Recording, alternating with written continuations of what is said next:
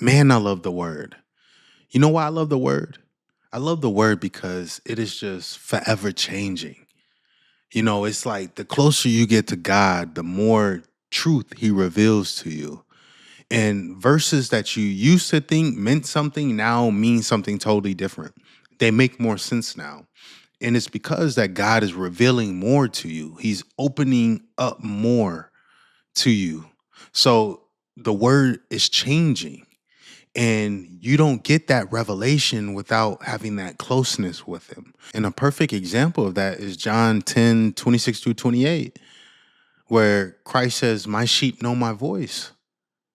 We're taught in church that everybody's meant to be saved, everybody's supposed to be saved.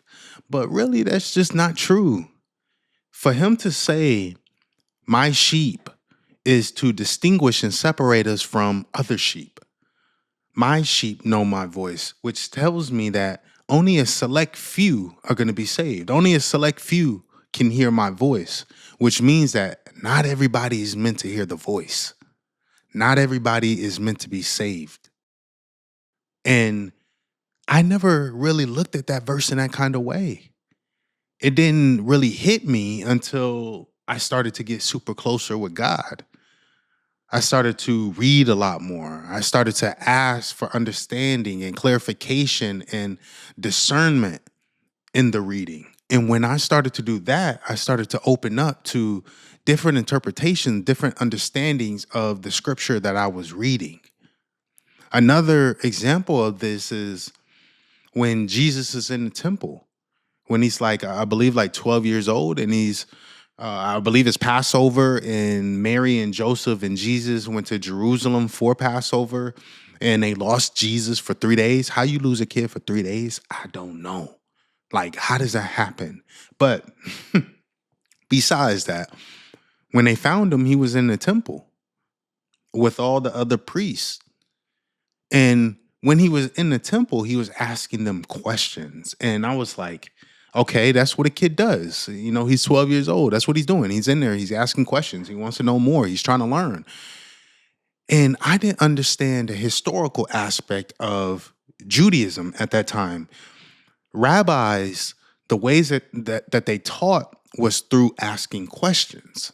It's no different than a teacher asking you a question when the teacher already knows the answer. Well, Jesus was doing the same thing. So he wasn't asking questions because he didn't know the answers. He was asking questions because he wanted to see if they knew the answers.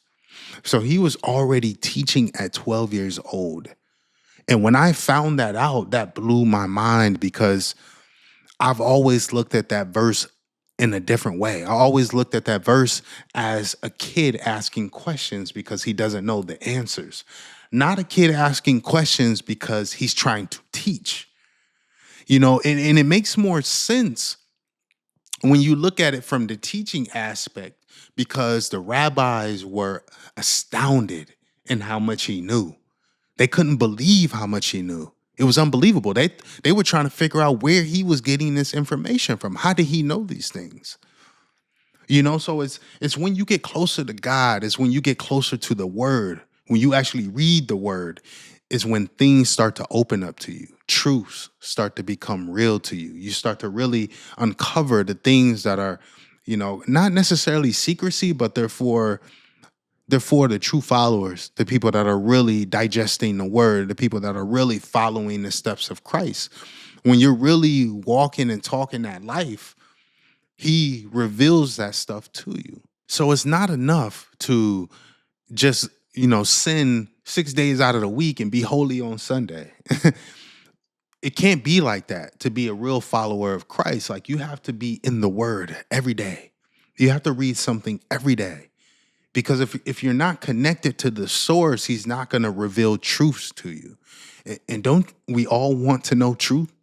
Don't we all want to know how the world really works from our creator? I do. So I'm consistently picking up this Bible and reading it, digesting it, because I want to know. I want to know the truth. I want to have the answers, whatever answers that he's willing to give me. I want to know those things. We have to grow from being a baby that needs milk to being an adult that's feeding off of meat. We need to grow spiritually to be able to handle, more substance, the deeper truths of this world, the deeper spiritual truths. But you don't reach that without getting closer to Christ, without really diving into the word, without looking for understanding. That is spiritual wisdom.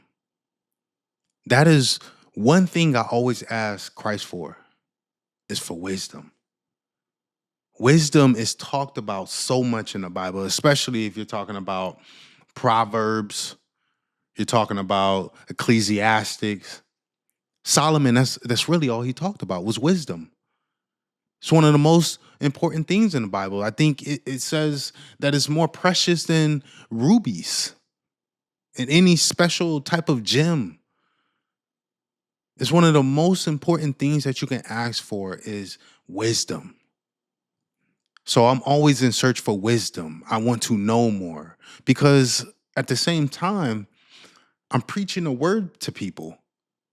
So I have to know what I'm talking about, and I need to be able to explain what I'm reading. If I can't do that, I shouldn't be teaching. If I can't do that, I shouldn't be spreading the word.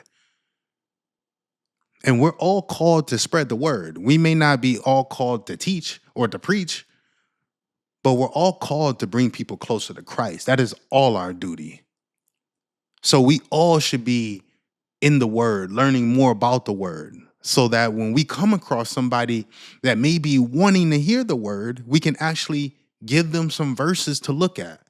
We can give them some direction. But if we're not ready for that, then we lost the soul.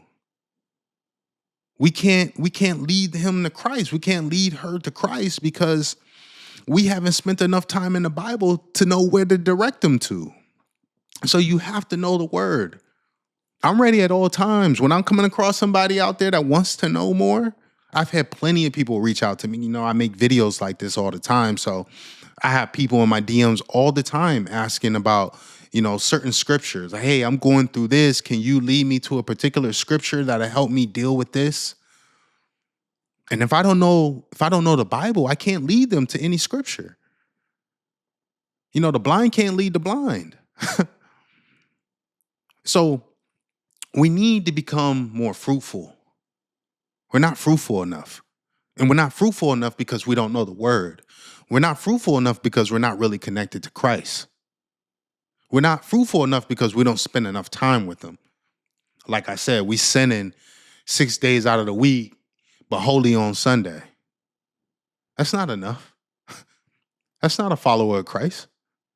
You think you saved off of that one day? That one day you're saved? There's what, 58, 57, 58? I don't know. Weeks in a year? So those are the only days that you're connected to Christ? 58 days, 57 days, 58, whatever. Those are the only days that you're connected to Christ out of 365. But you want to call yourself a follower. That's not a follower's behavior. You can't learn nothing in 58 days, nothing of like spiritual wisdom, spiritual truths, deep understanding. You're not going to learn that in just those 58 days. You need to consistently be in there, consistently reading, consistently understanding things differently, being open to different ways of viewing things. I'm always open to different ways of viewing things because it might open my third eye. It may expose me to something that I did not know before. And I love that. I love being exposed to something that I thought one way about, but now because I was exposed to a different way, I now see it's totally different. I love that. I live off of that. I thrive off of that. That makes me want to read it more. Makes me want to get a better understanding of it more. So we all need to continue to understand this word better in order to really understand what it is that Christ is trying to say to us. Like I said, the closer that we get to Christ, the more that we read, the more he reveals to us. But I thank you guys for checking out this video. I hope we learned something, man. I make these videos because I want us to learn. I want us to grow together. I want us all to become fruitful. I want us all to become fruitful. That's the only thing that matters to me is fruitfulness. How fruitful are you? What work did you put in to help bring people closer to Christ? No, that doesn't save you. Not saved by works. We're saved by faith, but it doesn't hurt. It doesn't hurt. You know, when I meet my creator and he asks me like, yo, what did you do on earth? I would love to have a long list. Hey, God, I was doing this. I was preaching to this person. This person came to me with a problem and I led them right to you. Or I made 200 videos on YouTube speaking your word into people. I want to have all that stuff. I want to have my list. I want to have my accolades, the things that I've done. It does nothing but help you. It definitely doesn't hurt. But I thank you guys for checking out this video. I'm going to have more content on the way per usual. I'll catch you guys in the next one. I'm out.